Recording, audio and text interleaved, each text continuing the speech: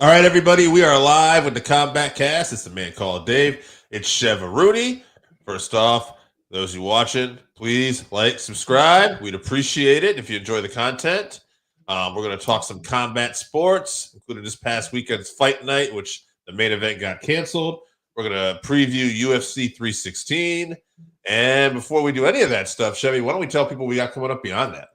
All right, June 14th, UFC Fight Night, Usman versus Buckley. That's 10 p.m. from Atlanta. And then June 21st, UFC Fight Night, Hill versus Roundtree Jr. That's a fight that's been rescheduled to 3 p.m. Azerbaijan now. And then June 28th, UFC 317, Topuria versus Oliveira from Vegas. All right. So couple rescheduled fights coming up, and I think that's a great segue to this past weekend's Blanchfield versus Barber. Not that I know if this is getting rescheduled or not, but the main event was canceled. I guess before we even talk about that, the co-main event, I didn't get a chance to watch. What do you think of the co-main event, which ended up being the main event? Yeah, it was a fight, and Gamrot won by unanimous decision. That's about all I could say about it. All right, unanimous decision. It was a tough card. It was a tough card. Yeah, so did not end very well, which we can discuss. No. I have to say too. Yeah. So I mean, this might be. I think it is right. This is officially the latest stoppage, the latest canceled fight in the history of UFC, right? No, I think I saw one where like Jamal Emmers or something canceled. His opponent was already in the octagon and he didn't work out. So wow, this is the second one. They played the promo because it was the main event. Yeah. And then they just never played Macy Barber's walkout music. Then they cut back to the booth. The booth said that there was an issue, technical issue, and they would come back. And then when they came back from commercial break, they announced that Macy Barber had a medical issue and was not cleared to fight. So you ever find out what that was, out of curiosity? Yeah, so Megan O'Leary did an interview with Aaron Blanchfield right afterwards, and she said that Hunter Campbell came in and told her that Macy had a seizure in her locker room. So, wow. She did not look good on the scale. Right. Weight too, right? She missed weight. Yeah, she looked like she had a very bad weight cut.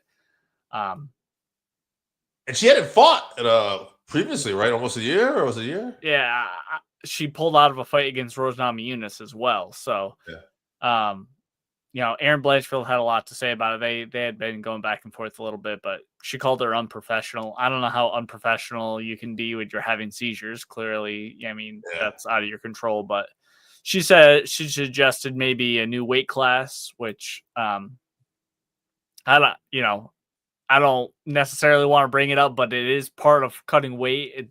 It looked like maybe she had some enhancement surgery done to her. So, that doesn't help you make weight for sure. But she missed by like half a pound or something. So that could have been it right there. But the booth talked about how she had been in the hospital after her last fight because she had gotten like MRSA or something. She'd been in the hospital for over a week. So just really struggling this year. So I wonder if nerves play a part in all of that when you have that much stuff going on too against you. And, not to say that like she was scared, but I mean, I don't know. I think all fighters are probably all people. We all get scared at some moment. It's how we face those fears. But when you have all that stuff, I wonder if her body just started giving out on her with all that stuff going on. Right. It certainly doesn't help. I mean, you're in a heightened state, the anxiety, it has physiological symptoms clearly. And then you tack that on with the massive weight cut and, dehydrating your brain. And, you can have those neurological symptoms like that. So she did like post an apology basically on Sunday afterwards. So, she is relatively okay. I mean, she seemed like she was okay in her post. So hopefully she can get it together. Maybe a weight class change is necessary. This is 2 in a row. As you get older, it's harder to cut the weight. So maybe that's the issue, or maybe she just needs a different nutritionist or something. But got to sort it out. Hopefully she'll be back. Potentially a bright future. So right, she's won 6 in a row. I think she's won her last 6. So clearly she has the talent and the skill. So just gotta make it to the fight. Absolutely. All right. Well, that was this past weekend's fight night. It was a mess. We have higher hopes for this weekend. UFC 316. We got Merab versus O'Malley 2. Pena versus Kayla Harrison. And overall, pretty good main card. When I was looking at this, are there any other fights that have your interest on this card? Yeah, pretty good card. Sergey Spivak versus Waldo Cortez Acosta, heavyweight fight on the prelims. Looking forward to that one. And then Johnny Walker versus Azamat Murzakanov. Johnny Walker is always fun to watch fight, whether he's doing the knocking out or getting knocked out. Oh, yeah. An exciting one for sure. But main card overall is pretty good. So let's get into that. Okay. All right. Starting off with Vincente Lucque versus Kevin Holland. Yeah, I like this fight. Kevin Holland, 27-13-1, 14 KOs, 8 subs, 5 decisions. Fight of the night once. Performance of the night 8 times. I think he's tied Paul Craig for second most performance of the night bonuses in UFC history. Vincente Lucque, 23-10-1, 11 KO, 9 subs, 3 decisions. Performance of the night 5 times. Fight of the night 4 times. All right.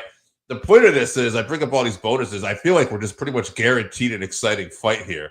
Like these guys are going to go after it. They're going to bring it. I feel Vincente Lucque is probably a little more of the consistent of the two. So as much as I do like Holland, I'm going to go with Lucque here. I think Lucque will get it done. This is not a knock on Holland. I think one of these guys is getting finished. So I'm going to go Lucque. I'll go sub round 2. Yeah, you have a point about Kevin being inconsistent. He's had a lot of issues, especially as of late. But I think I'm going to go with Kevin. I actually think he's a betting favorite. I don't remember what the betting lines are, but I do believe he was a favorite. I would imagine Lucque has a speed advantage on the feet, but Kevin's just so much bigger, rangier. He's very creative striking. He's competent on the ground. I'd probably give the edge to Lucque on the ground, but I don't imagine the fight's going to take place there. So I'm going to pick Kevin Holland. I'll say I agree with you. Someone's getting finished. I'll say TKO round 3 for Kevin Holland. All right. All right, moving on. Mario Bautista, who just beat Jose Aldo in a very boring fight and everyone's upset about him, is fighting Bellator debutant Patchy Mix. Yes.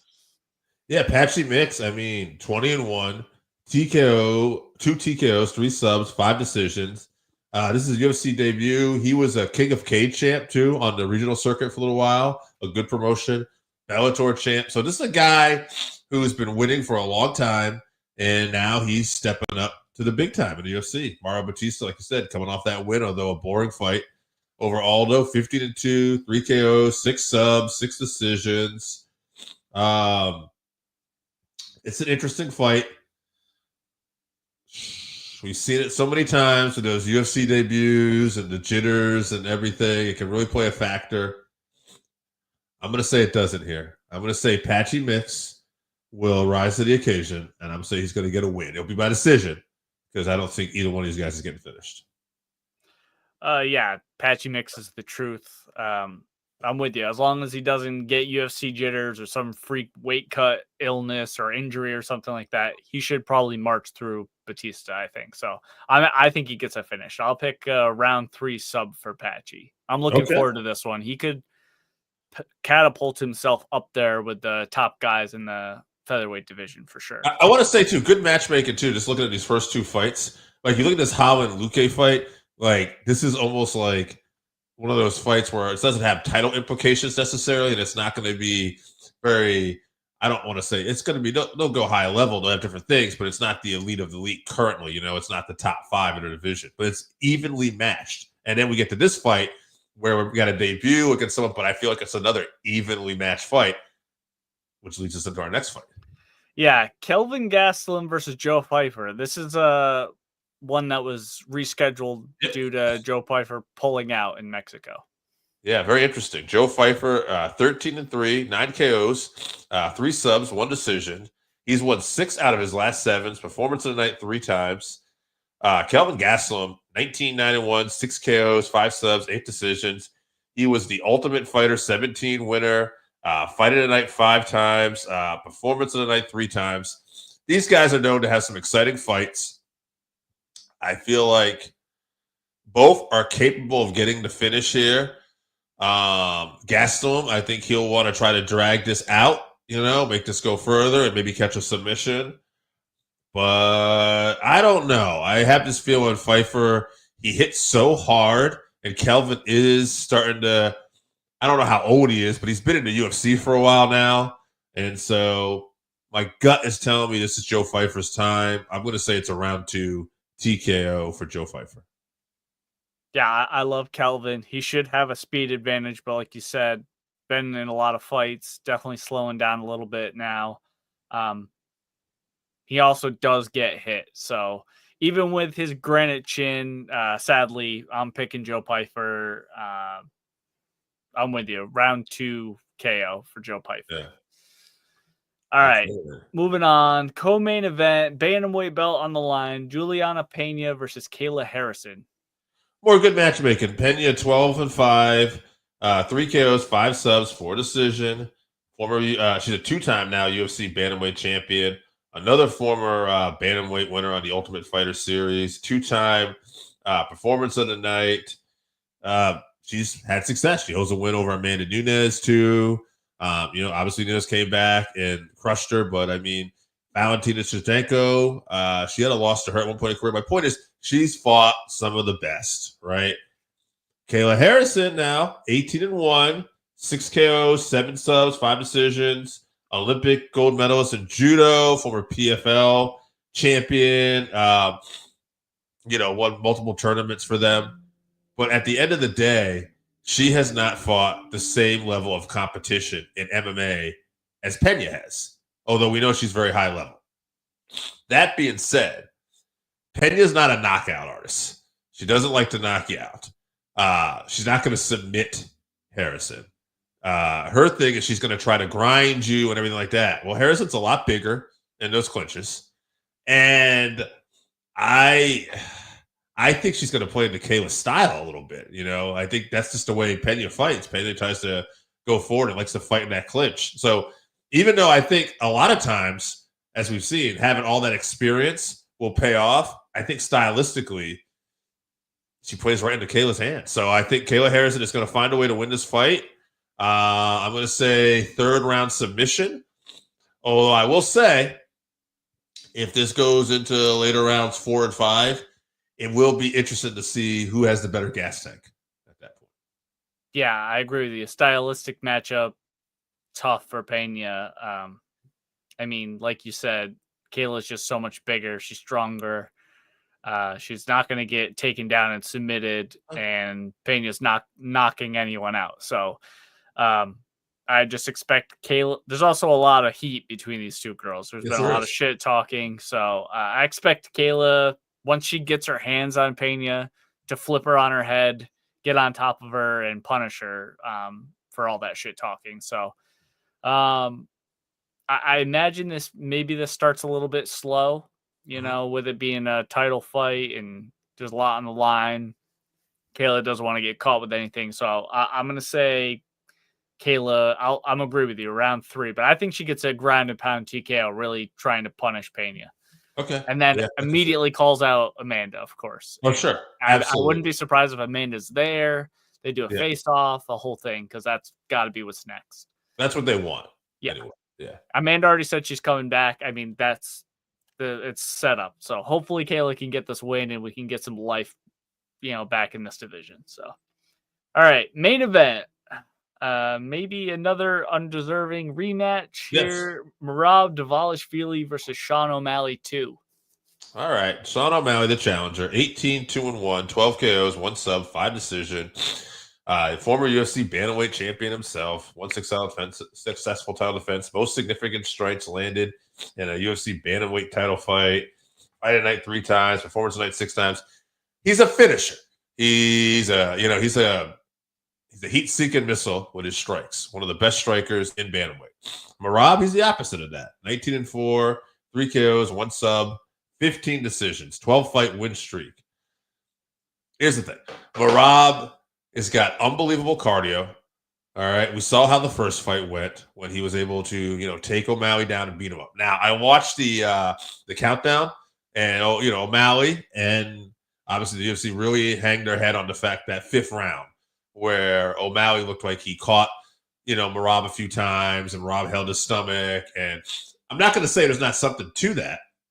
I also really like O'Malley's attitude in this, where he said that he kind of quit social media after he, got fixed after a year, and he quit smoking weed, I guess, too. He's all focused in on this fight. I like that attitude because O'Malley's always been, to me, it's like he's got this sugar show personality, which helps land the money. But when you listen to like his podcast and you listen to like when he's with his coach, Tim, there, it's always like, oh, this guy's a fight nerd and he's all about this. And, and so I think he's got the right attitude. I've said it before. He's the equivalent of a puncher's chance, and that's not a knock on him. It's just he's so good with his strikes. It's hard to ever really count him out, And I think he's going to make the adjustments, and I think he's obsessed about this. However, so's the guy he's facing. So is the guy who's facing who already has the win, and he knows when that 5th round happened, and he's just going to obsess about that and that and that too. So at the end of the day, I got to go Merab. Same fight. I'm going to go exact same fight. Decision, and you might even see O'Malley do well again in the 5th round because they're both going to improve and make the same adjustment. Now, maybe O'Malley might take some more chances after this goes, and that could get him finished, or he could catch him, so it makes it interesting. I think even though O'Malley doesn't deserve this fight, it's an interesting fight for a lot of reasons, but I got to go Merab. Yeah, I can see this one going the exact same way as the first fight. But I also just have a strange feeling about it. I know what you mean. Yeah. I didn't even bring that up. Yeah. I can see Sean having really good takedown defense, improving that, and then also being very urgent to get up when he does get taken, because he's going to get taken down many times probably. But I think he's going to have a lot of urgency to get up. He'll be explosive to get up.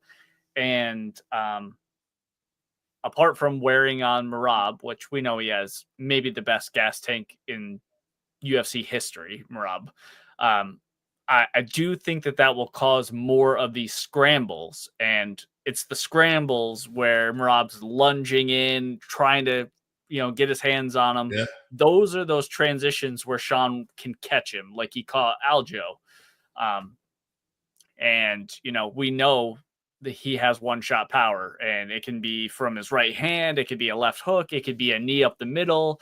He has a lot of weapons, and I think he's just going to force a lot more of those scrambles and those transitions, and I think he gets the win. And I know smart money is on Merab. I would not be surprised if, like you said, the fight went exactly the same way as the first one.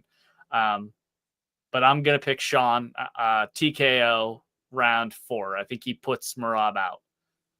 Okay, interesting. Now, let me ask you this. If this does happen, and O'Malley pulls this off, does Merab get an automatic rematch?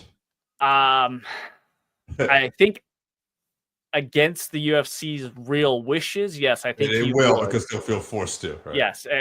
I mean, Merab's won like 12 in a row or something too, so he's undeniable at this point. So, but if they didn't do it, I wouldn't be shocked. Right. With what's going on with like the John Jones stuff, it's like if you got that Dana White privilege, as Tony Ferguson would say, I would put Sean O'Malley in the Dana White privilege category since, he doesn't really deserve this. You can argue anyway that he doesn't deserve this rematch, but I could see them fucking over Merab, but I don't think they will, but I think he's got a great relationship with Matt Serra, all those people too. That would be too much of an outcry. They'll have to do it, and then I think if he wins, they're just going to really hope for the best that he can somehow get a win to sit. If he can win the 3rd rubber match too, anyway, controversial decision, whatever, it's over.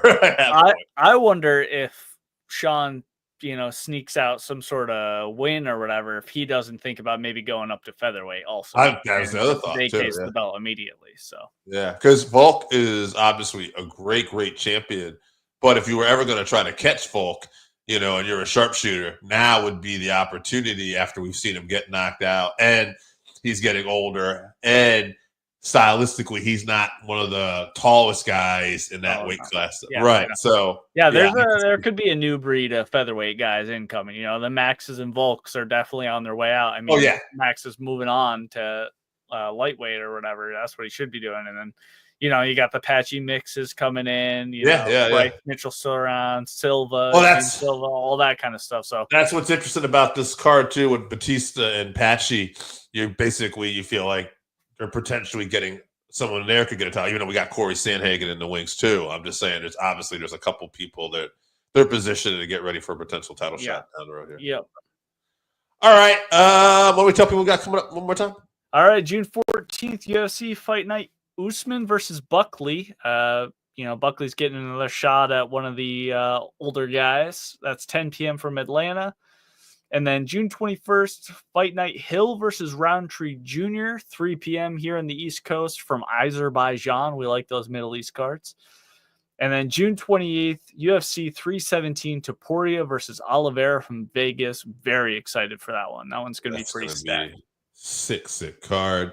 All right, guys, thanks for tuning in. Enjoy UFC 316. And again,